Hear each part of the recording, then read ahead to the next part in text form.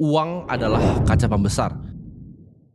Kalian pernah dengar nggak sih kalau misalnya orang itu ngomong ya, orang yang punya uang banyak itu biasanya uang bisa merubah dia jadi jahat. Itu adalah miskonsepsi. Atau kalian mungkin ngomong gini ke teman kalian, kalian tahu nggak sih si Budi itu jadi jahat gitu sejak dia punya duit. Atau misalnya si Joko itu jadi belagu gitu karena dia udah mentang-mentang udah banyak duit jadi belagu. Ini menurut gua adalah pernyataan atau kalimat yang sangat keliru. Karena menurut gua pribadi, uang itu nggak bisa merubah seseorang. Itu hanya menunjukkan sifat aslinya. Karena uang itu merupakan kaca pembesar.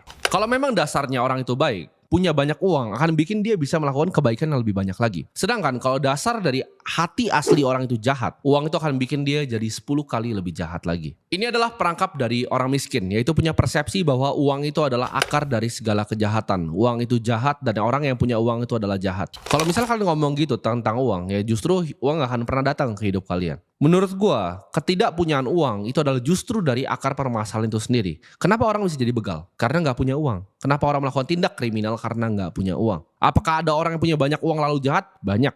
Tapi apakah orang ada yang punya banyak uang lalu melakukan kebaikan? Juga banyak. Uang itu tidak pernah bisa mengubah yang namanya sifat manusia. Karena uang itu adalah pada dasarnya benda mati ya. Benda mati yang merupakan penampungan suatu energi, yaitu waktu manusia dan juga keringat darah manusia. Dengan uang, justru manusia itu akan ibaratnya berevolusi untuk menunjukkan jati dirinya dan sifat asli dari dalam hati kecilnya. Karena gue bilang tadi di awal, uang itu merupakan kaca pembesar.